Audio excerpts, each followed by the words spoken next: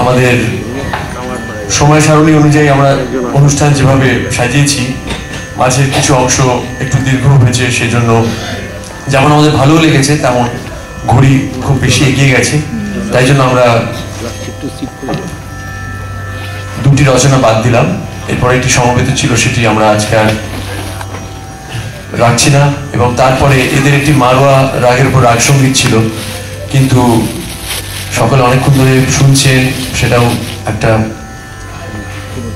অনন্ত ধৈর্যের ব্যাপার। আর যারা সাউন্ড করছেন, ভিডিও করছেন, শ্রী গৌরহরি দাস, সাউন্ডে রয়েছে সৌমিত্র দাস, সন্তু দাস, দাস অডিও,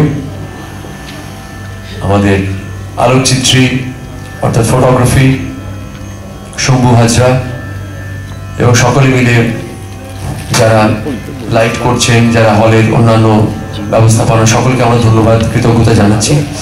তো আমরা দুটি অংশ এবারের জন্য স্থগিত রাখলাম, পরের বারের জন্য কিছু রাখা উচিত।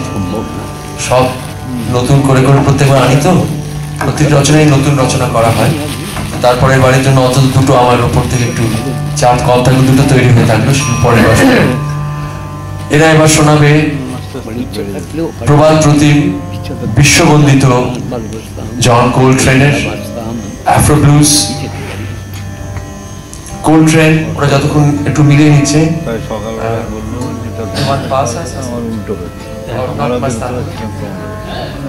আমরা কোনো রকম করে ম্যানেজ করে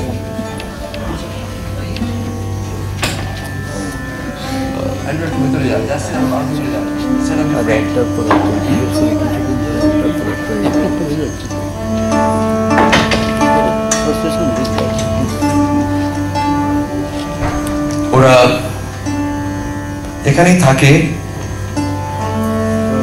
যাতে রাগ সঙ্গীতের সাধনা খুব ভালোভাবে করতে পারে। কিন্তু যখনই কানাডায় ওরা পারফর্ম করে, ওদের হল একেবারে ভরা থাকে। আমি নিজে গিয়ে অনেকবার দেখেছি। এত ওরা যাকে পপুলার বলা হয়, খুব জনপ্রিয়। ওরা জ্যাজ শিল্পী, কিন্তু রাগ সঙ্গীতের অত্যন্ত ভক্তিপূর্ণ ওদের অ্যাটিটিউড, শ্রদ্ধা। ওরা মারোয়া বাজাবে এরকম আজকের উদ্দেশ্য ছিল, কিন্তু আমি বারবার বলছি দেরি হচ্ছে এবং অনেকে অনেক দূরে ফিরবেনও আমাদের গার্জেনরা। তাই জন্য আমরা সেই অংশটিও বাদ দিলাম। ওরা ভৈরবী বাজাবে আফ্রো ব্লুজের পরে।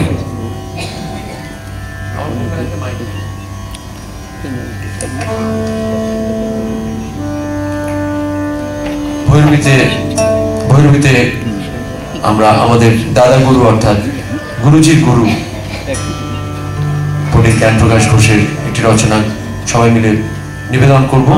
আর তার আগে ওরা জন কোলট্রেনের রচনা শোনাবে। উনি প্রবাদ প্রতিম স্যাক্সোফোন শিল্পী, কিন্তু উনি অদ্ভুত রূপান্তরের মধ্যে দিয়ে গেছেন। আর তার কিছু নিদর্শন আপনারা পাবেন। আমরা আমাদের যারা আলোর পথে যারা শিল্পী, যারা এতক্ষণ সকাল থেকে গাইল, আমি ওদের বলবো সামনের সারিতে এসে বসতে সবাইকে। তাহলে জাস্টিন, অ্যান্ড্রু ওরাও অনেক উৎসাহ পাবে। যারা উইংসে আছে, যারা বিভিন্ন জায়গায় ছড়িয়ে আছে সিটে, সবাই সামনে এসে বসলে ওরা উৎসাহ পাবে, কারণ এটা একটা ফ্রেটার্নিটি। একদম সামনে সবাই এসো। তো জন কোলট্রেন নানা রকম পরিস্থিতির মধ্যে দিয়ে গেছেন জীবনে, বিভিন্ন যাকে স্ট্রাগল বলে, তার থেকে নেশা ইত্যাদি সেসব এসেছিল। কিন্তু তারপরে উনি কিন্তু সমস্ত কিছু ত্যাগ করে উনি সারাদিন কথামৃত পাঠ করতেন এবং রবিশঙ্করজির কাছে, পণ্ডিত রবিশঙ্করের কাছে তালিম নেবেন বলে ওনার 6 মাসের অ্যাপয়েন্টমেন্ট, যা যা এনগেজমেন্ট ছিল শিডিউল সমস্ত ক্যান্সেল করে দিয়েছিলেন। রবিশঙ্করজিকে আনিয়ে উনি রেখে উনি ওনার কাছে তালিম নেবেন। এটি জন কোলট্রেনের বলতে পারেন শেষ অভিলাষ এটাই ছিল। এবং রবিশঙ্করজিও যেভাবে উনি গ্লোব ট্রটিং মিউজিশিয়ান ছিলেন, সারা পৃথিবীতে উনি ঘুরে বাজনা বাজিয়ে বেড়াতে হতো, সেই সমস্ত উনি 6 মাসের জন্য সব থামিয়ে অর্থাৎ ক্যান্সেল করে দিয়ে উনি লস অ্যাঞ্জেলেসে ওনার কাছে আসবে, জন কোলট্রেনের কাছে, এরকম সব যখন ঠিক হয়ে গেছে, ঠিক সেই সময় জন কোলট্রেন মারা যান। সুতরাং সেই সময় যে যাকে গ্যাপ বলে, যত বড় একটা বিরাট জায়গা তৈরি হয়েছে, শূন্যতা, সেটা এরা খুব চেষ্টা করে। এরকম অনেক মিউজিশিয়ানকে আমি জানি যারা জন কোলট্রেনকে সামনে রেখে নিজেদের মিউজিককে তৈরি করে, জ্যাজ মিউজিক।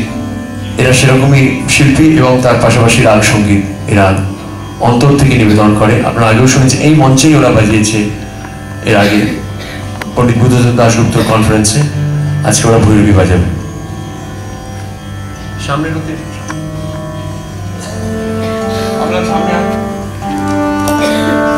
অল্প সব সামনে দেখতে পাচ্ছেন, মিত্রা যাদের যাদের মীরা সামনে আয়,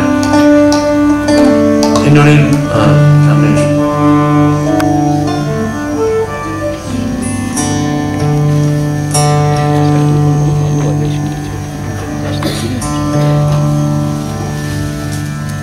বাংলা বল।